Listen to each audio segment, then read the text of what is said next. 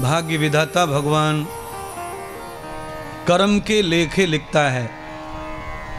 जो हमने कर्म गढ़ दिया वो विधाता लिखता रहता है। पर आज की इस कथा को श्रवण करने के बाद विधाता को भी मजबूर होकर तुम्हारा भाग्य बदलना पड़ेगा, क्योंकि भाव से भी भाग्य बदल जाता है। भावात् कृतं भक्ति योगम योगम भाग्य सर्जय। भाग्य का सृजन भाव और भक्ति से बदल जाता है।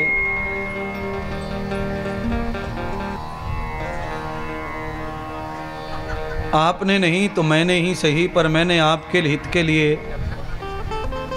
विधाता से प्रार्थना की है।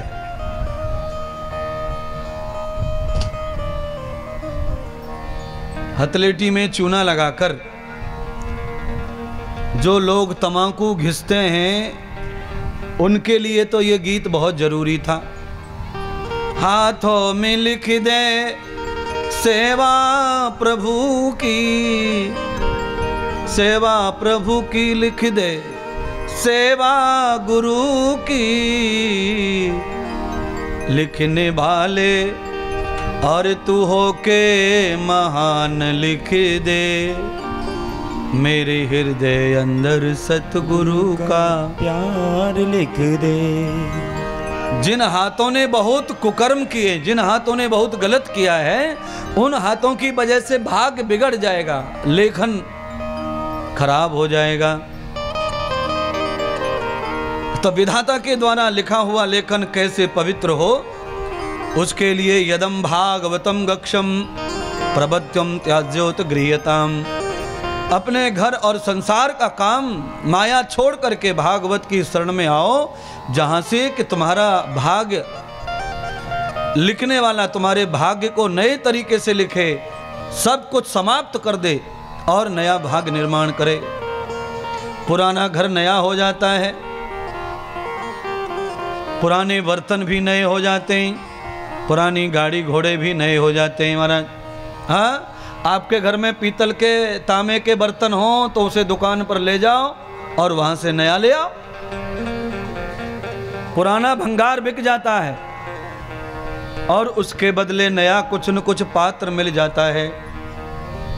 आपके पुरानी साड़ियां हैं ना, ये भी दुकानदार ले लेता है और इसके बदले कुछ दे देता है।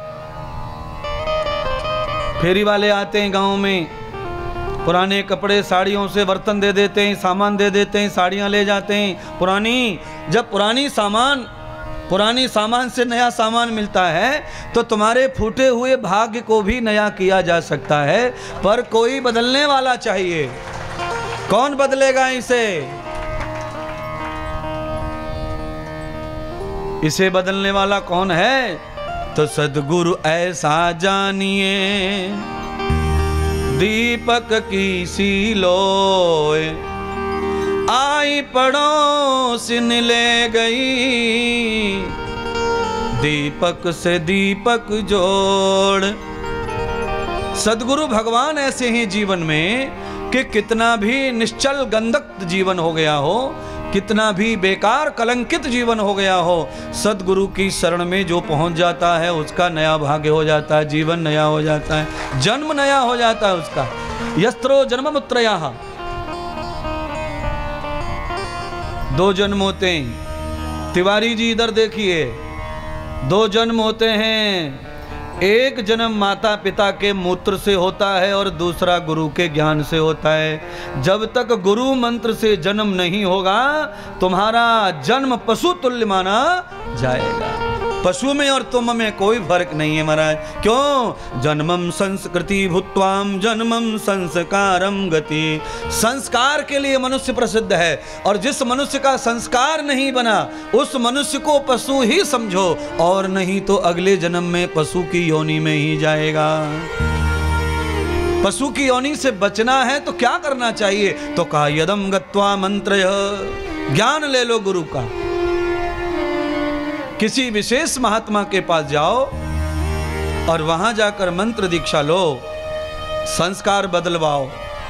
जो संस्कार तुमने माता पिता से पाए हैं वो अधूरे हैं, जो संस्कार दादी से, दादा से, नानी नाना से पाए वो भी अधूरे हैं। उन संस्कारों से नौकरी, दुकान, मकान और ब्याह शादी तो हो जाएगा, पर सुख आने वाला सुख नहीं आएगा। शादी करना सुख मानते हैं लोग, पर सुख नहीं है। दुकान करना सुख मानते हैं लोग, सुख नहीं है। नौकरी लगना सुख मानते हैं, पर सुख नहीं है। जब तक नौकरी नहीं लगती है तब तक नौकरी के लिए परेशान है। नौकरी लग जाए तो नौकरी से हमारा बड़ा मुश्किल है। जब तक दुकान व्यापार नहीं तब तक उसके लिए परेशान। एक बार दुकान व्यापार खुल गया फिर परेशान। अरे यार, इस दुकान की वजह से कथा भी नहीं सुन पा रहे, ये दुकान की वजह से शादी में नहीं जा पा रहे। न जाने कितनी सारी परेशानियां संग लेकर घूमते हैं हम लोग।